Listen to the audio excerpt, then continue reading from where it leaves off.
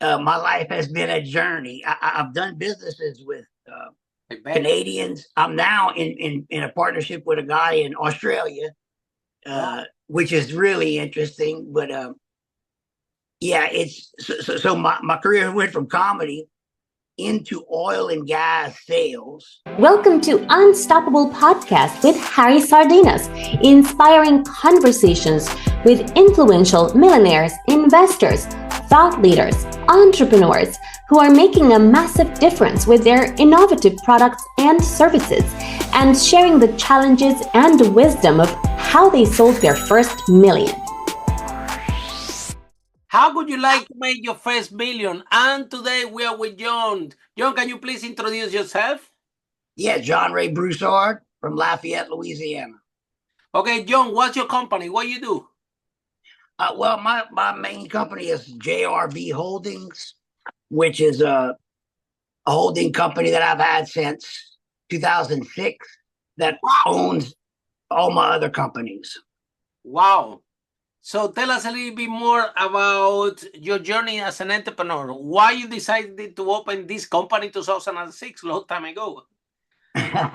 Well, okay, I have to start back a little bit to 1996. Wow. I graduated college, and my whole senior year, we worked on a project for me, which I ended up opening up the first self-standing comedy club in Lafayette, Louisiana, in my hometown. Oh, wow. That was a great idea. Yeah, well, it was. I got all the advertising, logos, designs. We did a jingle, a great jingle. I mean, it was to start a business with all the marketing material free, pretty much. It was great. So what make you think that this business is gonna work? Because Well, it was no comedy club there. It's sometimes a little bit risky to be the first one, right? Because every time right. that come, oh, I'm gonna do something that never one had done it. It's so unique. Sometimes it's it's a big problem because if there is no one know this business around, probably there is no market for it. So Well, well, what happened was we had a local comedian that was kind of famous in our area. Where him and my dad graduated high school together, and they lived in the same neighborhood.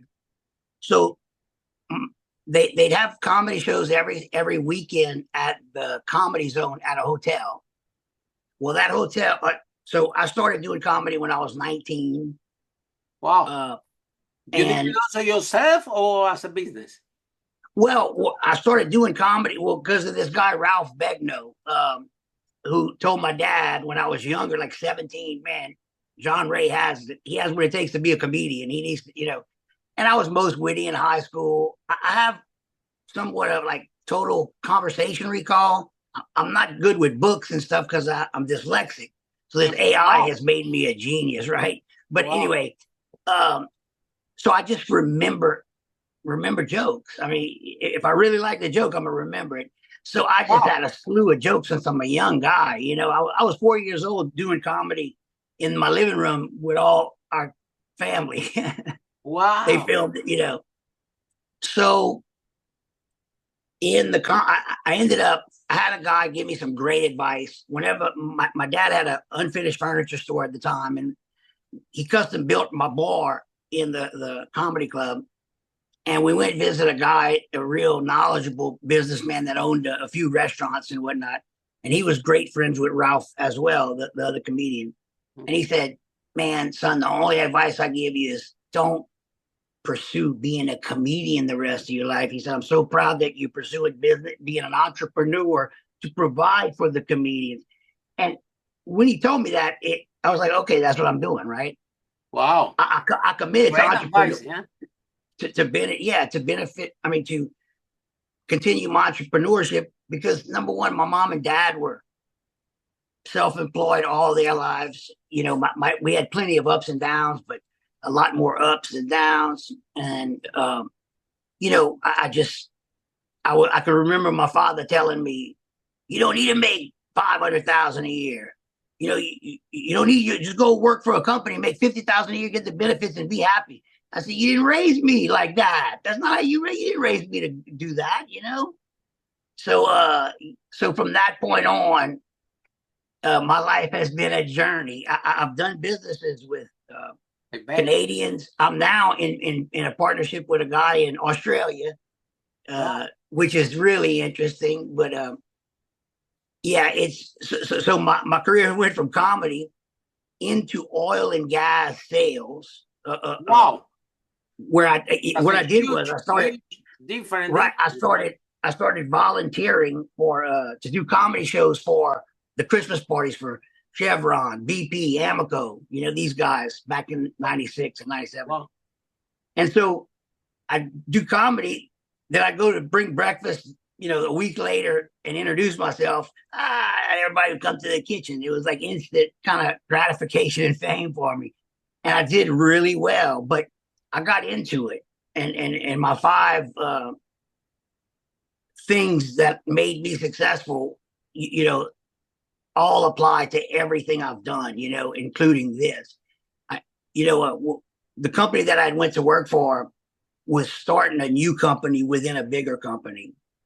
And so, which forced me to still have to get the master service agreements in place to be able to do the work, exchange insurances, W-9s, whatever. Shape the business, yeah. Yeah, get the E&I numbers, get the LLC, rent the building, get the insurance for the company. Wow, you did all this yourself. Oh, wow. Yeah, a few times. A few times. And look, 3 of the companies I started went on to sell for over 30 million. Wow. It's just I didn't have a part in that. Like, I either sold out early or, got squeezed out or something, as a younger man. But yeah, and I can tell you, it all ends up oil and gas, and now I'm circling around to being a green machine, right? Decarbonizing, and going with green energy solutions. So this is now what you specialize in, green energy, renewable energy?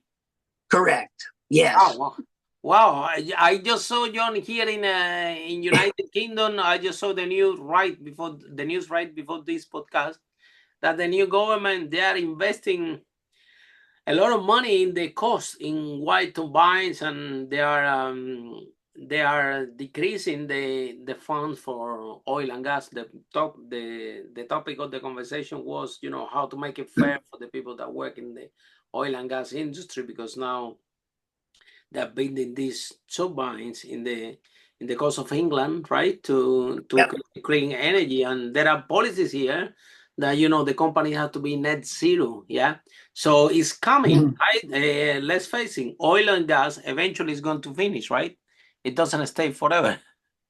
Well, yeah, I mean, I think there'll always be a need because it's such a source for all the other stuff. Okay, so like for instance, we just I got the very first carbon credits being sold now from the U.S. Okay, it's a process. They go in and assess the well before they plug and abandon it. They calculate how many reserves, what it would produce over the next 20 years. Mm-hmm. And there's a system, and it goes, and does it have methane, or what kind of properties is it? And then they give it a stamped approval. They give it it's legit, and you can go to market. So our first ones was 1,400 of these credits, and in the U.S. they're selling carbon credits in general. We're the first ones to do it on the plug and abandonment side, capturing it. But like one of the other carbon capture stuff, $1 to $5 if you're lucky a credit. Wow. Well, our guy's sorting it out at $30 a share because he says, man, that's Louisiana sweet crude is where we make our plastics, our vinyls, our polyesters. You understand? Yeah. Texas and Louisiana oil, that's why it's so precious, that's why it goes by the standard, TWE or sweet crude, Louisiana sweet crude. Point being,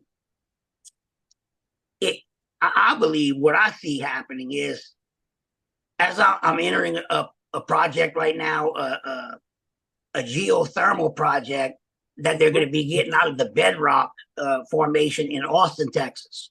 Mm-hmm. And Well, I'm talking to my oil field guy right after this conversation, and he knows everything about. He says, "Oh man, y'all gonna need pipelines and so different things." It just so my point is, I think it's gonna everybody will transition as need be. Follow us for more interviews with world's most influential, audacious entrepreneurs that overcame challenges and adversity, providing you with the blueprint of how they sold their first million so you can grow your business exponentially.